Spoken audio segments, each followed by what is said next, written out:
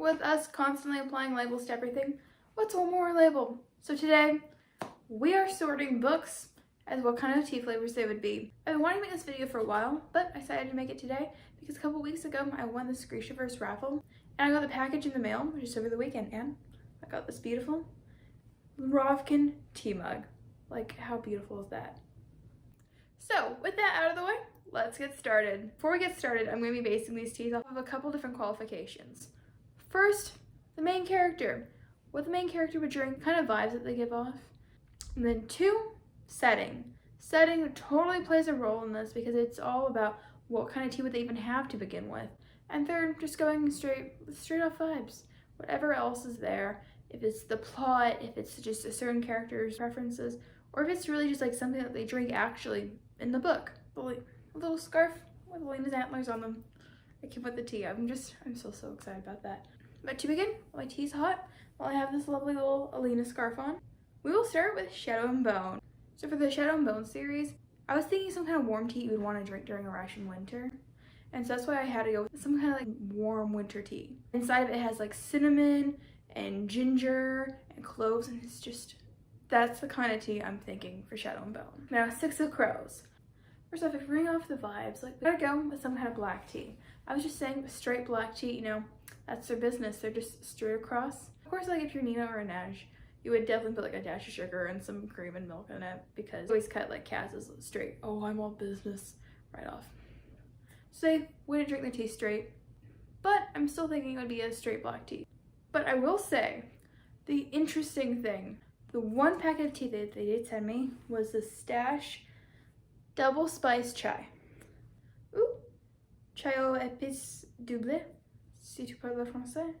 This chai, double spice chai, is with blended black teas, cinnamon, ginger root, clove bud oil, allspice, natural cinnamon flavor, and cardamom oil. So that sounds exactly like a combination of the two flavors that I will say I picked out like weeks ago. But for King of Scars, I was thinking, yes, again, very much so a Rovkin based story. It's very much like a warmer spice story, but it's different. It's a little bit more upbeat, even though like everything's crumbling down. I would say it's a little bit more light just because Nikolai is one of the main characters. Whenever Nikolai's that much in the story, you know, it's gonna be more of a lighter flavor. So I just chose more of like a lighter cinnamon flavor. That concludes the Screechiverse. We come on to another fantastic book series, and that is The Hunger Games. The one tea that I remember specifically being mentioned was this pine straw tea. So of course, I would think that very much so wraps up everything with District 12 and The Hunger Games in its core. Because with this tea, I'm not really going more for the capital flavors, but I'm going more for the heart of the story, Katniss in District 12. And once she's more in her mentor, Victor retirement stage, I'd say definitely like a ginger tea would also work really well. If we really want to get sad, I could also say a primrose tea would fit, but I mean, why would we get sad with that? Okay, now, Throne of Glass. Everything in Throne of Glass also revolves around a forest. So I'm going more for the foresty flavor with this one, but the big difference is it hardly takes place in Terracin. So I was thinking a little bit more of a pine tea as well. I think that could easily be a popular tea flavor in Terracin. But if you're really looking at like Aelin, what she would be drinking, she's a nice fiery personality. She's warm and bright up north. And so that's why I'm also going with more of a cinnamon chai. But with like that cinnamon chai, I'd also pair something with pine needles or maybe combine like a cinnamon pine tea. Because I feel like those two really embody Terracin. And Aelin, her whole thing, even when she's running away, she loves Terracin, she misses it, and her whole mission is about getting back to Terracin. Now we have the ACOTAR, Sir J. Maas's second series. And for this one, I'm going for sure with a nice black caramel, because it's black like the Night Court. But the caramel part is that brightness and that sweetness that Farah brings to the Night Court. And with that together, I feel that embodies ACOTAR, at least in the base trilogy. Akafas? Actually, bonus a little bit, because I wasn't planning on this. But Akafas, I feel like it would be something. I feel like Nesta wouldn't admit it, but she would be drinking something flowery, maybe like a rose or hibiscus. I'm saying that because of Elaine's garden. Because Elaine's been gardening for years and years and years. I feel like Nesta's favorite tea would totally come from some kind of connection like that. Because that's the kind of tea that she would be getting. It would remind her of times when things maybe weren't happier, but they were different before she became Fae, before all of that happened. Okay, but now the Raven cycle. And this is one of my current reads, and I'm absolutely loving it. But the kind of tea from the Raven cycle, very clearly a nice sweet iced tea. With some lemon thrown in even for a little extra. But just, they're from Virginia, they're from Henrietta. They're gonna be drinking a sweet iced tea. I think ironically enough, Gansey would probably make it the best out of everyone else there.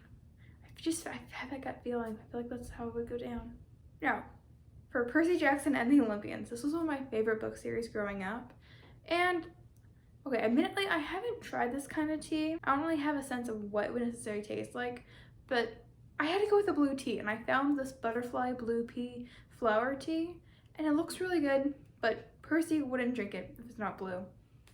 I mean, okay, he would. Let's not simplify his character, but like, if it's Percy, it has to be a blue tea.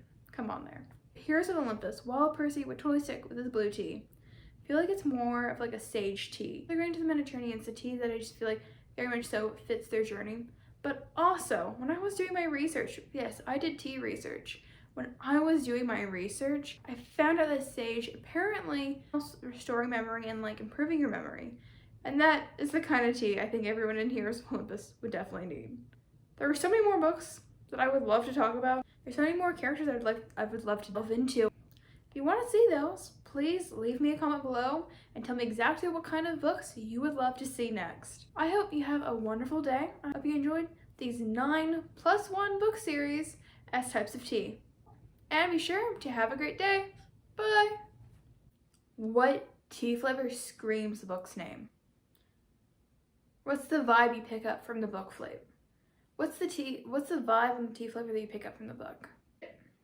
We're not doing not 1, not 2, not 5, but 9 different book series. A couple of them all tie together, like Percy Jackson, Heroes of Olympus, if you want.